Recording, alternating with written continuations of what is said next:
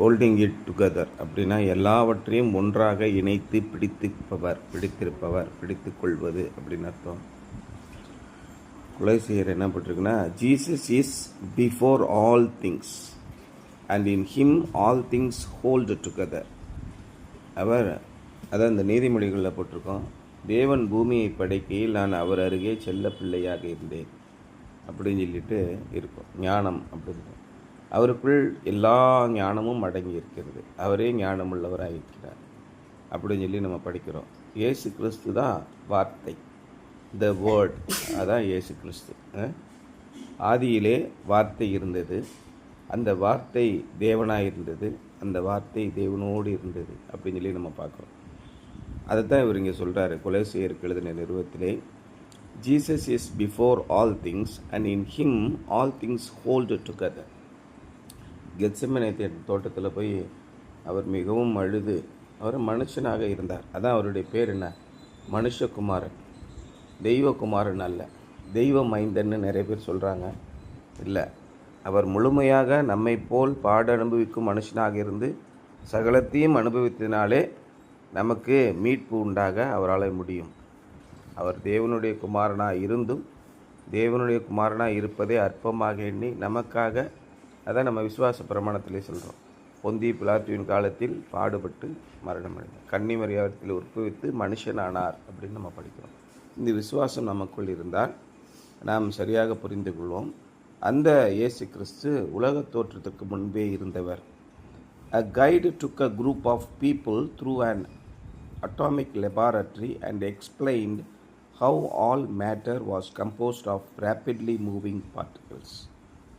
ஒரு tour guide ஒருத்தர் இருந்தார். அவர் சுற்றுலா சென்று கொண்டிருந்தவங்கள ஒரு அணுக்கரு ஆராய்ச்சி கூடத்துக்கு அழைச்சிட்டு போனார்.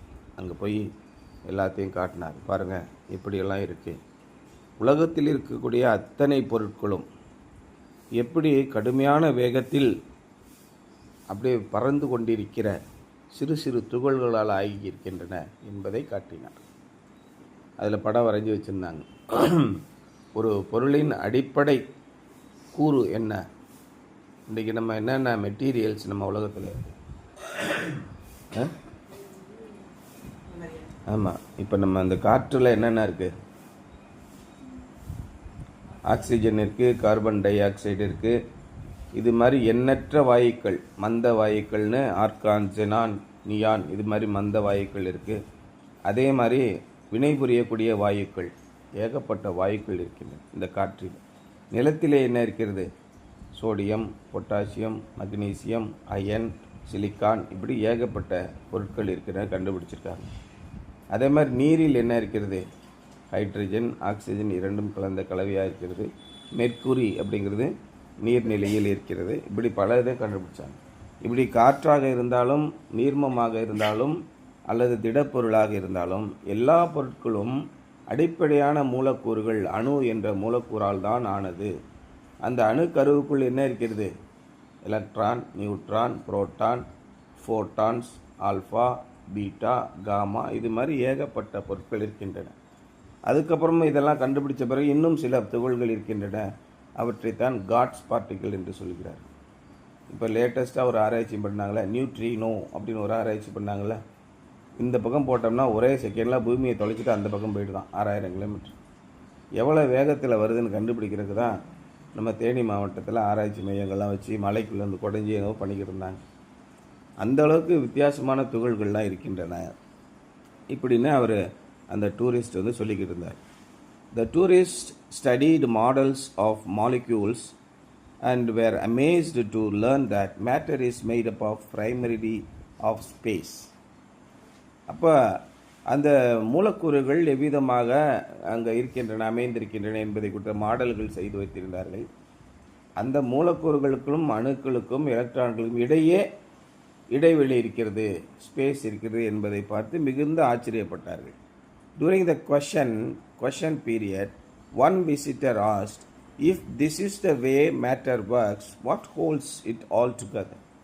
இப்படித்தான் இந்த பொருட்கள், கருப்பொருட்கள் எல்லாமே செயல்படுகின்றன என்றால் இவற்றையெல்லாம் இணைத்து பிடித்திருக்கும் சக்தி என்ன அப்படின்னு கேட்டார். அதாவது அதான் சொல்கிறாங்க, அணுக்கருவுக்குள் என்ன இருக்கிறதோ அதுதான் அண்ட சராசரங்களிலும் இருக்கிறதுன்னு சொல்கிறாங்க. எப்படி பெரிய பெரிய நட்சத்திரங்கள், சூரியன்கள் அப்படிலாம் பெரிய பெரியலாம் இருக்கோ, அது மாதிரி நம்மளுடைய உடலுக்குள் இரத்த ஓட்டத்தில் இருக்கிற சிவப்பு அணுக்கள், வெள்ளை அணுக்கள், தட்டணுக்கள் இதெல்லாம் ஓடிக்கொண்டே இருக்கின்றன. ஒன்றுக்கும் இடைவெளி இருக்கிறது. அந்த சிவப்பணுக்கள் எதால் ஆகியிருக்கின்றன? கார்போஹைட்ரேட். அப்போ கார்பன் அது என்னது? ஹைட்ரோ கார்பன்களால் ஆனது. நீரும் கார்பனும் சேர்ந்த ஹைட்ரோ கார்பன்களால் ஆனது. இந்த ஹைட்ரோ கார்பன்கள் ஹைட்ரஜனுக்குள்ளும் ஆக்சிஜனுக்குள்ளும் என்ன இருக்குது? கார்பனுக்குள்ளே என்ன இருக்குன்னா மறுபடியும் அணுக்கருக்கள் இருக்குது. அணுக்கருக்குள்ளே என்ன இருக்குது? மறுபடியும் புரோட்டான், எலக்ட்ரான், நியூட்ரான். அதையும் பிளந்து பார்த்தால் உள்ளே இன்னும் பல அணுக்கருக்கள். அதுக்கு ரெண்டுக்கும் நடுவில் கேப் இருக்குது. இப்படியே போய்கிட்டே இருக்குது. அணுக்கருவுக்குள் என்ன இருக்கிறதோ அதுதான் அண்ட சராசரங்களிலும் இருக்கிறது. இப்போ பூமியையும் சூரியனையும் இணைத்து வைத்திருப்பது எது அப்படின்னு கேட்குறாங்க. அப்போ என்ன சொல்கிறாங்க? ஆராய்ச்சியில் கண்டுபிடிச்சிருக்காங்க, வியாழன் கிரகம் மட்டும் இல்லைன்னு வச்சுக்க, பூமி எப்பயோ அழிஞ்சு போயிருக்கோம். ஏன்னா பூமியை தாக்க வருகிற ஆஸ்ட்ராய்ட்ஸ் எல்லாம் வியாழன் கிரகத்தோட ஈர்ப்பு விசையினால் அங்கே போயிடுதான் அப்படின்னு சொல்கிறாங்க. அப்போ அவ்வளோ பெரிய ஈர்ப்பு விசை இருக்கிறது, பூமியும் தன்னை நோக்கி இழுத்துருக்கணும்ல, ஏன் இழுக்கலை? நிலாவுடைய ஈர்ப்பு விசையின் காரணமாக கடல் மட்டங்கள் ஏறி இறங்கின்றன. அப்போ நிலாவும் சூரியனும் செவ்வாய் கிரகமும் வீனஸும் ஒரே கோட்டில் இந்த பக்கமாக வரும்போது பூமி அப்படியே உள்ளே போய் ஒட்டிக்கணும்ல. இல்லை செவ்வாய் கிரகமும் வியாழன் கிரகமும் ஒரே நேர்கோட்டில் வரும்போது ரெண்டும் சேர்த்து பூமியை இந்த பக்கம் இழுத்துட்டு போயிடணும்ல. இல்லை, மனிதனுடைய ஆராய்ச்சிக்கு எட்டாத பல அறிவியல் உண்மைகள் வானத்திலும் நம்முடைய உடலிலும் நடந்து கொண்டிருக்கின்றன. அதான் மைக்கேல் ஜாக்சன் 100 வயசு வரைக்கும் வாழ்கிறதுக்கு என்னென்னலாம் பண்ணணுமோ அத்தனையும் பண்ணார். கரெக்டாக உணவு ஆராய்ச்சி பண்ணி கரெக்டான சரியான உணவை கொடுப்பதற்கு மட்டுமே பல மருத்துவர்கள் இருந்தார்கள், பல சமையல்காரர்கள் இருந்தார்கள். அதே மாதிரி ஒவ்வொரு 1 மணி நேரத்திற்கு ஒருக்க உடலில் என்ன மாற்றம் ஏற்படுகிறது என்பதை பார்த்து சரிவை செய்வதற்கு நிறைய மருத்துவர்களை அமர்த்தியிருந்தார். ஆனால் 53 வயசில் செத்து விட்டார். எல்லாவற்றுக்கும் மேலாக இறைவன் இருக்கிறார் என்பதை சொல்வதற்காக தான் இங்கே சொல்கிறார், if this is the way matter works what holds it all together. எல்லாவற்றையும் ஒன்றிணைத்து பிடிப்பது என்ன? For that the guy had no answer. அந்த கேள்விக்கு அந்த கைடுகிட்ட ஒரு பதிலுமே இல்லை. But the Christian has an answer. ஆனால் கிறிஸ்தவர்களுக்கு அதற்கான விடை இருக்கிறது. ஜீசஸ் கிரைஸ்ட், அதுதான் இயேசு கிறிஸ்து. Because he is before all things, he can hold all things together. This is another affirmation that Jesus Christ is God. உலகம் தோன்றுவதற்கு முன்னே உங்களை தேர்ந்தெடுத்து கொண்டேன் என்று சொல்கிறார். மனிதர்களுக்கு விளங்காத பல காரியங்கள் இருப்பது போல இதுவும் மனிதர்களுக்கு விளங்காத காரியம். இவற்றையெல்லாம் ஆராய்ச்சி செய்து கொண்டே இருந்தோம் என்றால் நம்முடைய வாழ்க்கை வீணாக போய்விடும். காரியத்தின் கடைத்தொகை என்ன? கர்த்தருக்கு பயந்து அவருடைய கற்பனைகளை கைக்கொள். கர்த்தருடைய கற்பனைகளை எப்பொழுதெல்லாம் கைக்கொள்வா வேண்டாம் என்று நம்முடைய மனது சொல்கிறதோ அப்பொழுதெல்லாம் தேவனை குறித்த ஆராய்ச்சி வரும். அவர் நேற்று என்ன சொல்லியிருக்கிறார்? நேற்று படித்தோம்ல சர்ச்சில், கொலை செய்யாதிருப்பாயாக, கர்த்தாவே எங்களுக்கு இறங்கி இந்த பிரமாணத்தை கைக்கொள்ள அப்படின்னு ஒரு பாட்டு பாடுறோமா? கொலை செய்யாதிருப்பாயாக, பொய் சாட்சி சொல்லாதிருப்பாயாக, தகப்பனுக்கும் தாய்க்கும் கீழ்ப்படிவாயாக, ஓய்வு நாளை பரிசுத்த நாளாய் ஆசரிப்பாயாக, இப்படி சொல்லிக்கிட்டே வரேன்.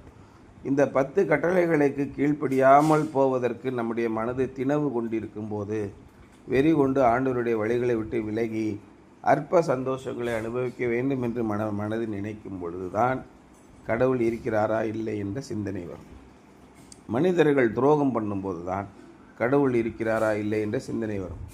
எல்லாமே நன்றாக நடந்து கொண்டிருக்கும் போது நாம் எதையும் சிந்திப்பதில்லை.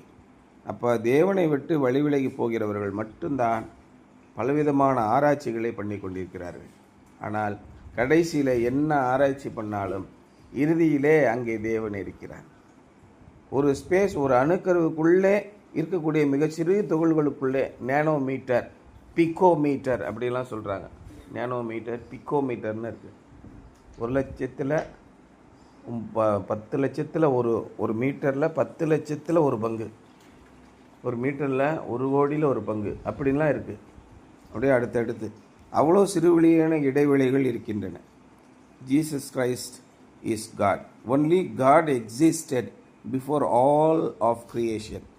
எல்லாமே உருவாக்கும் முன்பு தேவன் தனியாக இருந்தார்னா அவர் தனியாக எங்கே உட்கார்ந்திருந்தார்? பூமியிலே உட்கார்ந்திருந்தாரா, செவ்வாய் கிரகத்திலே உட்கார்ந்திருந்தாரான்னு ஒரு கேள்வி கேட்குறான். இது நமக்கு புரியாத பல விஷயங்களை தேவன் நமக்கு கொடுக்கிறார். அதை புரிந்து கொள்ள வேண்டும். அதை புரிந்து கொள்ளாதவர்கள் இன்னும் எவ்வளோ வேணாலும் கேள்விகளை கேட்டுக்கொண்டே இருப்பார்கள். அதற்கு முடிவே இல்லை. Only God can make creation together, cohere. To make Jesus Christ less than God is to dethrone him. தேவனை விட இயேசு கிறிஸ்து சற்று குறைந்தவர் என்று நினைப்பது, சிந்திப்பது, பரிசுத்த ஆவியானவரை விட இயேசு கிறிஸ்து மாற்றானவர் அல்லது தேவனை விட பரிசுத்த ஆவியானவர் குறைவானவர் இப்படி என்று நினைப்பதே மகா பெரிய தவறு. அவர் திரியேக தெய்வமாகி இருக்கிறார். அதுதான் நம்ம விசுவாச பிரமாணத்தில் சொல்கிறோம். கர்த்தருமாய், ஜீவனை கொடுக்கிறவருமாய், பிதாவோடும் குமாரனோடும் கூட தொழுது தோத்தரிக்கப்படுகிறவருமாய், அப்பேற்பட்ட பரிசுத்த ஆவியை நாம் விசுவாசிக்கிறோம். நாம் திரியேக தேவன், ட்ரைனிட்டி, அதை நாம் புரிந்து கொள்வது சிரமம், எளிதாக நம்புவது சிம்பிள் ஃபெய்த். அதுதான் நமக்கு தேவை. அதனாலே நமக்கு என்ன பாதிப்பு ஏற்படுகிறது? நான் தேவனை விசுவாசத்தினாலே அழிந்து போனேன் என்று ஒருவனையாவது சொல்ல சொன்னேன். சாத்தான் என்ன சொல்கிறான்? அப்படியா, ஆண்டவர் இந்த பழத்தை சாப்பிடக்கூடாது என்றா சொன்னார்? அவர் உங்கள் மீது அன்பானவராச்சே, அதை எப்படி சொல்லியிருப்பார்? அதெல்லாம் சொல்லியிருக்க மாட்டார். இது ரொம்ப முக்கியமான பழம், இதனாலே உங்களுக்கு அறிவு கிடைக்கும். நானே பேசுகிறேன் என்றால் பாருங்கள். இப்படி சாத்தான் நமக்கு நிறைய அறிவுரைகளை சொல்கிறான். இப்படி ஆகும், அப்படி ஆகும், அப்படி ஆகும், இப்படி ஆகும்ன்ட்டு. தேவனை விட்டு வழி விலகி போவதற்கு என்னெல்லாம் பிரயத்தனம் உண்டோ அதையெல்லாம் நமக்கு கொடுக்கிறான். ஆனால் நீங்கள் தேவனிடத்திலே திட விசுவாசமாக இருங்கள். இயேசு கிறிஸ்துவும் பிதாவாகிய தேவனும் பரிசுத்த ஆவியனும் ஒன்றானவர்கள், 3 பர்சனாலிட்டி உடையவர்கள் என்பதை நாம் புரிந்து கொள்ள வேண்டும்.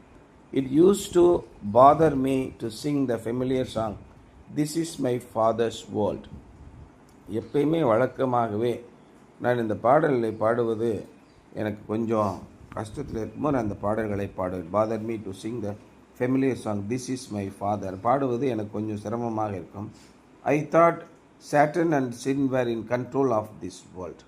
இந்த பாடலை பாடும்போது நான் ஏன் சங்கடப்படுவேன் என்றால், இந்த உலகத்தையும் அதில் உள்ள பாவமும், இந்த உலகத்தை சாத்தானும் பாவமும் கட்டி ஆண்டு கொண்டு இருக்கிறது என்று நான் நினைப்பேன். அதனால் இயேசு கிறிஸ்து கூட ஒரு முறை சொல்வார், இந்த உலகத்தின் அதிபதி என்னிடத்தில் வருகிறான், அவனுக்கு கொடுப்பதற்கு என்னிடத்தில் ஒன்றுமில்லை என்று கூட இயேசு கிறிஸ்து சொல்வார். ஆகவே இந்த உலகம் தேவனுடையது என்று நான் பாடும்போது எனக்கு மனசில் கொஞ்சம் உறுத்திக்கிட்டே இருக்கும். வானமும் பூமியும் அவருடையது அப்படின்னு சொல்லி எப்படி பாடுவது அப்படின்னு யோசிப்பார். I have since change my mind and now I sing the song with joy and victory. அப்போதிருந்து, இந்த கதையை கேட்டதிலிருந்து என்னுடைய நினைவை மாற்றிக்கொண்டேன். நான் இப்பொழுது சந்தோஷத்தோடு பாட முடியும்.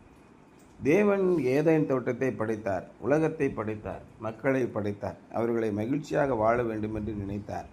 ஆனால் அவர்கள் என்ன பண்ணாங்க? சாத்தான் அங்கே வந்து அவர்களுக்குள்ள அநேக உபாய தந்திரங்களை கிளப்பிவிட்டு அவர்களை தேவனிடத்திலிருந்து பிரித்து போட்டு விட்டான். அது நித்தியமாக எல்லாமே, இந்த அண்டா சராசரமே தேவனுடையது. He controls all things and by him all things hold together. அவரே எல்லா காரியங்களையும் தமது கட்டுப்பாட்டில் வைத்திருக்கிறார். அவராலே எல்லா காரியங்களும் ஒன்றாக இணைந்திருக்கின்றன. என்னதான் சாத்தான் உங்களுக்கு சோதனை கொடுத்தாலும், சாத்தான் எங்கே அவர்களை தொழுது கொள்கிறவர்களுக்கு அநேக ஆச்சரியங்களையும் அற்புதங்களையும் கொடுத்தாலும், ஃபோர்காஸ்ட் நேற்று சொன்ன மாதிரி ஆகஸ்ட் 27 நடப்பதை முன்கூட்டியே சொன்னாலும் கூட எல்லாம் முடியும்.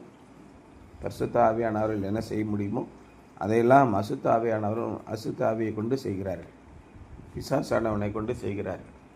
எகிப்து தேசத்திலே ஆண்டவர் என்ன விதமான, நம்ம பிதாவாகிய தேவன் என்ன விதமான அற்புதங்கள் எல்லாம் செய்தாரோ அத்தனையும் மந்திரவாதிகளும் செய்தார்கள் இல்லையா? கொஞ்சம் கூட சளைக்கவில்லை. அப்போ என்ன அர்த்தம்? அவன் தொடர்ந்து போட்டி போட்டுக்கொண்டே இருப்பான். இறுதி வரை உங்களை தன்னுடைய பக்கமாக இழுத்து கொள்ளும் வரை சாத்தான் முடிந்த அளவுக்கு போராட்டங்களை போராடுகிறான். ஆனால் நீங்கள் எச்சரிக்கையாக இருங்க. இறுதியிலே நல் வழியிலே நடத்தும் தேவன்தான் நம்மளை கொண்டு போய் நித்திய ஜீவனுக்குள் கொண்டு போக முடியும். சாத்தான் என்ன சொல்கிறான்? உன்னுடைய இஷ்டப்படி நீ என்ன வேணால் செஞ்சுக்கலாம், மகிழ்ச்சியாக இருக்கலாம் அப்படின்னு சொல்லி சொல்கிறான். அதனால இந்த உலகத்து மக்கள் என்ன பண்ணுறாங்க? அந்த வழியிலே போகிறார்கள். கேட்டுக்கு போகும் வழி விசாலமாக இருக்கும். நல்லா ஆனந்த சந்தோஷமாக இருக்கும். அதில் விட்டுட்டு இந்த பாவம் செய்யாத, இதை செய்யாத, ஓய்வு நாளாசி, பொய் சொல்லாத, ஏன் பொய் சொன்னான்னா அதில் தான் சந்தோஷம் கிடைக்குது அப்படின்னு நம்ம நினைக்கிறோம். அடுத்தவர்களை திருடுவது, ஏமாற்றுவது, இந்த மாதிரி வேலைகளை செய்யாதே என்று ஆண்டவர் சொல்கிறார். அதை செய்து சந்தோஷமாயிரு என்று பிசாசானவன் சொல்கிறான். Indeed this is my fathers world. உண்மையிலேயே இது நம்முடைய தேவனாகிய கர்த்தரின் உலகம். இதில் நீங்கள் அவர் சொற்படி நடங்கள். அப்பொழுது அவர்தான் எல்லாவற்றையும் கூட்டி அணைத்து வைத்திருக்கிறார். உங்களுக்கு உலகம் செய்ய முடியாத மகா பெரிய காரியங்களை செய்ய காத்திருக்கிறார். நீங்கள் அவருக்கு கீழ்ப்படிந்து நடந்தால் மிகப்பெரிய வெற்றியை உங்களுக்கு கொடுப்பார். Something to Pander today. If you increasingly believe that Jesus holds all things together, எல்லாவற்றையும் இயேசு கிறிஸ்து தான் பிடித்து கட்டி அணைத்து வைத்திருக்கிறார் என்று நீங்கள் அடுத்தடுத்து தொடர்ந்து விசுவாசித்து கொண்டே இருந்தால், what are some situations you are currently facing in which you should trust him more? தற்போது நீங்கள் என்ன விதமான சூழ்நிலைகளுக்குள் நீங்கள் போய்கொண்டிருக்கிறீர்கள்?